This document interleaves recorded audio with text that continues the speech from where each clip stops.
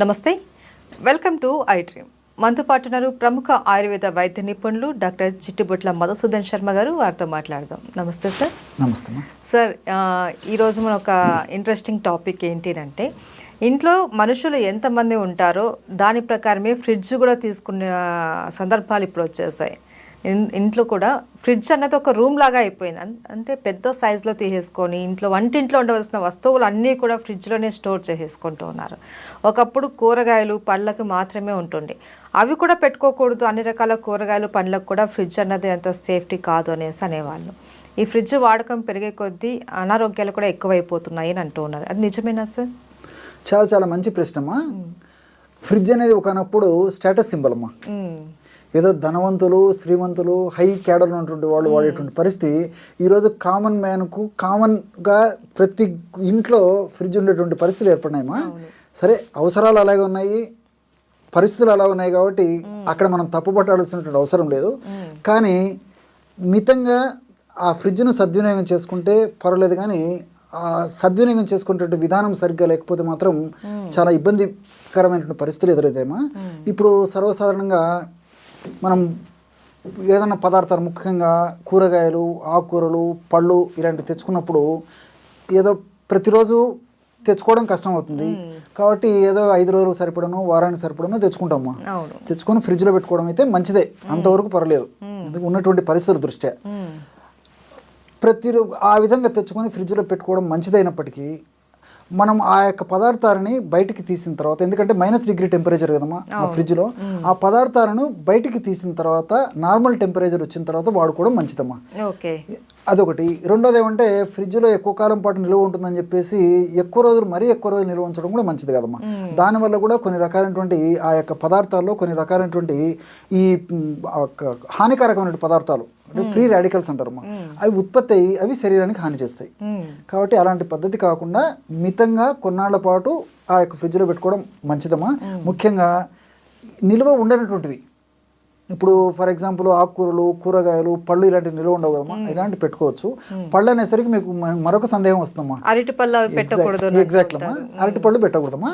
కాబట్టి ఇంచుమించు మిగతా పళ్ళని పెట్టుకోవచ్చు, కానీ అరటి పళ్ళు మాత్రం బయట పెట్టుకోవాలి. ఇప్పుడు ఈ సీజన్లో దొరికేటువంటి ఈ మామిడి పళ్ళు కానీ, తర్వాత ఈ నేరేడు పళ్ళు కానీ, తర్వాత ఈ యాపిల్, జామ ఇలాంటివన్నీ పెట్టుకోవచ్చమ్మా, ఇబ్బంది ఏం లేదు. కానీ ఒక అరటిపండు మాత్రం మినహాయింపమ్మా, అందులో కెమికల్స్ చేంజ్ అయిపోతాయి, అది మంచిది కాదని చెప్పేసి కూడా వైద్యరీత్యా కూడా వైద్య ప్రపంచం తెలియజేస్తుందమ్మా. ఇక్కడ -3 టెంపరేచర్లో ఉన్నటువంటి యొక్క పద్ధతిలో ఎక్కువసేపు ఆ పదార్థాలు ఆ ఫ్రిడ్జ్లో నిల్వ ఉండడం వల్ల ఫ్రీ రాడికల్స్ ఉత్పత్తి అయ్యి అవి మనం తీసుకున్నప్పుడు హానికారక పదార్థాలుగా శరీరంలో తయారవుతాయమ్మా. అవి అనేక రకాలైన వ్యాధులను కలుగజేస్తాయి. ఫ్రీ రాడికల్సే మంచిది కాదు, మన దేహంలోకి పోయిన తర్వాత మరింత హానికారకంగా తయారైపోతాయి అన్నమాట. అంటే ఎలాంటి హెల్త్ ఇష్యూస్ వస్తాయి సార్? అంటే వెయిట్ వచ్చేటువంటి పరిస్థితి ఏర్పడుతుందమ్మా. అదేవిధంగా తర్వాత ఈ గ్యాస్ట్రిక్ ట్రబుల్ సంబంధించినటువంటి సమస్యలు, దాంతోపాటు ఇమ్యూనిటీ తగ్గిపోవడము. ఈ రోజుల్లో చీటికి మాటికి జబ్బులు వచ్చేస్తున్నాయమ్మా. రెసిస్టెన్స్ పవర్ తక్కువ ఉండడం వల్లనే ఆ రకమైన సమస్యలు వస్తున్నాయి. గ్యాస్ట్రిక్ ట్రబుల్ సమస్య వస్తుంది. అదేవిధంగా వెయిట్ పెరిగేటువంటి పరిస్థితి, అంటే ఒబెసిటీ ఇలాంటి పరిస్థితులు వస్తున్నాయేమో, హార్మోనల్ డిస్టర్బెన్సెస్ జరుగుతున్నాయేమో. అదేవిధంగా పరోక్షంగా ఇన్ఫెర్టిలిటీ కూడా ఈ ఫ్రిడ్జ్లో ఉన్నటువంటి పదార్థాలు ఎక్కువ వాడడం కారణమవుతుందమ్మా. రెండోది ఏంటంటే, ఈ ఫ్రిడ్జ్లో పెట్టినటువంటి పదార్థాలు నాణ్యానికి ఒకవైపు అయితే, సర్వసాధారణంగా ఫ్రిడ్జ్లో పెట్టినటువంటి నీళ్లను ఆ చల్లగా ఉన్నప్పుడే చాలామంది తాగేటువంటి పరిస్థితి ఏర్పడుతుంది. అది ఏమాత్రం మంచిది కాదు, ఆమదాయకం కాదు, క్షేమదాయకం అంతకన్నా కాదమ్మా. సో ఆ విధంగా ఫ్రిడ్జ్లో పెట్టినటువంటి వాటర్ను బయటికి తీసిన తర్వాత నార్మల్ టెంపరేచర్కి వచ్చిన తర్వాత తీసుకోవాలమ్మా. అలా కాకుండా చల్లనీళ్ళు తాగడం వల్ల ఏమవుతుందంటే మన బాడీలో ఒక స్టేజ్లో టెంపరేచర్ మెయింటైన్ అవుతుందమ్మా. సే ఫర్ ఎగ్జాంపుల్ 36 or 98.4, 98.2 ఈ లెవెల్లో కడుపు భాగంలో కూడా.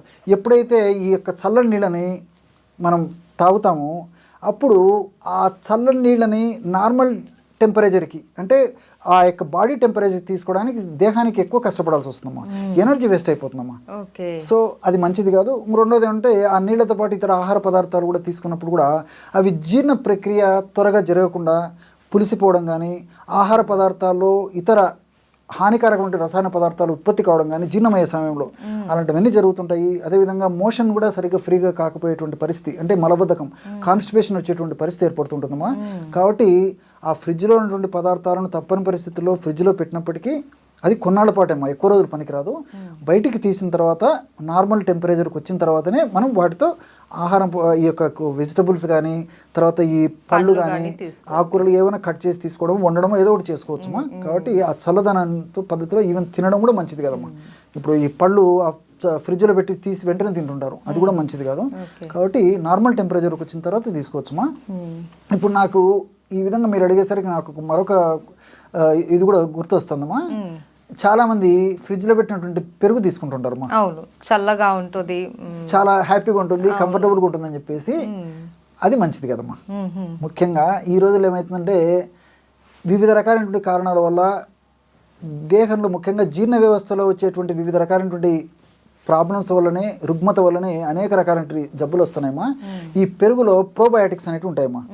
ఈ ప్రోబయాటిక్స్ ఉన్నటువంటి పెరుగును పద్ధతి ప్రకారం వాడినప్పుడే ఆ ప్రోబయాటిక్స్ ప్రభావం చేత మన ప్రేవుల్లో మంచి బ్యాక్టీరియా ఉత్పత్తి అవుతుందమ్మా. ఈ మంచి బ్యాక్టీరియా ఎప్పుడైతే ఉత్పత్తి అవుతుందో అప్పుడు వ్యాధి నిరోధక శక్తి పెరిగిపోతుంది. అదేవిధంగా మనకు హ్యాపీ హార్మోన్స్, అంటే డోపమిన్, గాబా ఇలాంటి అనేక రకాలైనటువంటి హ్యాపీ హార్మోన్స్ మన బాడీలో ఉత్పత్తి అవుతుంటాయమ్మా. ఆ హ్యాపీ హార్మోన్స్ ఉత్పత్తి అయ్యేందుకు కూడా ఉపయోగపడుతుందమ్మా. అంతేకాకుండా ఈ రోజుల్లో B12 లోపం జరుగుతూ చాలా మందిలో. కాబట్టి ఈ పెరుగును నార్మల్గా టెంపరేచర్లో ఉన్నటువంటి పెరుగును వాడుకోవడం వల్ల ఆ B12 లోపాలు అవి కూడా లేకుండా ఉండేదానికి ఈ యొక్క పరోక్షంగా ఇది కూడా మనకు ఉపయోగపడుతుందమ్మా. కాబట్టి ఇలాంటి అనేక రకాలైన ఉపయోగాలు ఉన్నాయి. రెండవది ఏంటంటే ఈ రోజుల్లో ఉదయం నుంచి సాయంత్రం దాకా కుటుంబ సభ్యులందరూ చాలా చాలా బిజీగా ఉంటారమ్మా. సో సాయంత్రానికో రాత్రికి ఇంటికి వచ్చిన తర్వాత కుటుంబ సభ్యులందరూ కలిసేసి ఆహార పదార్థాల్లో భాగంగా ఫ్రిడ్జ్ నుంచి ఆ పెరుగుని తీసేసుకొని పెరుగుని సేవిస్తుంటారమ్మా. కాబట్టి ఇది ఏమాత్రం మంచిది కదమ్మా. యాక్చువల్గా ఆయుర్వేద శాస్త్రరీత్యా నక్తం దదిపుంజీత, నక్తం అంటే రాత్రి, దది అంటే పెరుగమ్మ. నక్తం రాత్రి పూట పెరుగు తినరాదు అని చెప్పేసి చెప్తుంటారు. ఈ రోజుల్లో మనం అవన్నీ ఫాలో కావడం లేదు ఒకటి. రెండోది ఏమంటే ఇప్పుడు మీరు అడిగినట్లు ఫ్రిడ్జ్లో పెట్టి ఫాలో కాలేకపోవడం ఒక తప్పు, అంటే రాత్రిపూట పెరుగు తినడం తప్పు. దీనికి తోడు అగ్నికి ఆజ్యం తోడైనట్టు ఫ్రిడ్జ్లో ఉన్నట్టు పెరుగును వాడడం మరీ తప్పు. దీనివల్ల రకరకాలైన జబ్బులమ్మా, అంటే హార్ట్ ప్రాబ్లమ్స్, మెదడుకు సంబంధించిన ప్రాబ్లమ్స్, అదేవిధంగా రక్తనాళాలకు సంబంధించిన ప్రాబ్లమ్స్, వెయిట్ రావడము, షుగర్ రావడము, హార్మోనల్ ఇంబ్యాలెన్సెస్ రావడము, అంతుబట్టని చర్మ వ్యాధులు రావడము, ఇలా అనేక రకాలైన సమస్యలు వస్తున్నాయమ్మా. ఇలాంటి సమస్యలు వచ్చినప్పుడు కొన్నిటికైతే ఈ రోజుల్లో మనకు దొరికేటువంటి ఉన్నటువంటి టెక్నాలజీ ద్వారా ఆ వ్యాధులకు నిర్ధారించగలుగుతున్నాం, కానీ కొన్నిటికి నిర్ధారణ కూడా చేసేటువంటి పరిస్థితి లేదమ్మా. ఇది ఎందువల్ల ఈ జబ్బు వచ్చిందని కూడా చెప్పలేకపోతున్నాము. కారణాలన్నీ ఇలాంటివి అనమాట. కాబట్టి వీటిని మనం సరిదిద్దుకోగలిగితే అలాంటి సమస్యలు రాకుండా ఉంటాయి. సర్వ రోగాలకు కేంద్రం ఫ్రిడ్జ్ అంటారు. ఎగ్జాక్ట్లీ. సో దాంట్లో మనం ఎలా వాడుకోవాలి అనేది కూడా ఒక పద్ధతి ఉంది. ఒకవేళ మనకు ఇప్పటి రోజుల్లో ఫ్రిడ్జ్ అన్నది ప్రతి ఒక్కరికి ఎంతో అవసరమైన వస్తువు. సో అందులో పెట్టుకున్న కూరగాయలు కావచ్చు, పండ్లు కావచ్చు, ఏవైనా డైరెక్ట్గా యూజ్ చేయకుండా వాటిని నార్మల్ టెంపరేచర్ వరకు వచ్చేంత వరకు వెయిట్ చేసి దాన్ని వాడుకుంటే ఎటువంటి ఇబ్బంది ఉండదు, ఎటువంటి ప్రాబ్లం ఉండదు. అండ్ పళ్ళకు వచ్చేసరికి అరటి పండు లాంటివి, అండ్ కూరగాయల విషయంలో వచ్చేసరికి టమాటా లాంటివి అలాంటివి పెట్టకూడదు అనేసి, దుంపలు అలాంటివి ఫ్రిడ్జ్ లో పెట్టకుండా వాడుకుంటే మంచిది. దానివల్ల ఏమంటే ఇప్పుడు ఈ బంగాళదుంప ఇలాంటివి కూడా మంచిది కదమ్మా. మీరు అన్నట్లు ఇలాంటివి కూడా పెట్టకుండా ఉంటే మంచిదమ్మా. అంటే ఇంచుమించు మిగతావన్నీ పెట్టవచ్చుమ్మా. కూరలు, కూరగాయలు, పళ్ళు ఇలాంటివన్నీ పెట్టుకోవడం వల్ల కూడా ఇలాంటి ఇబ్బంది ఉండదు. Okay, right. Thank you so much sir. నమస్తే.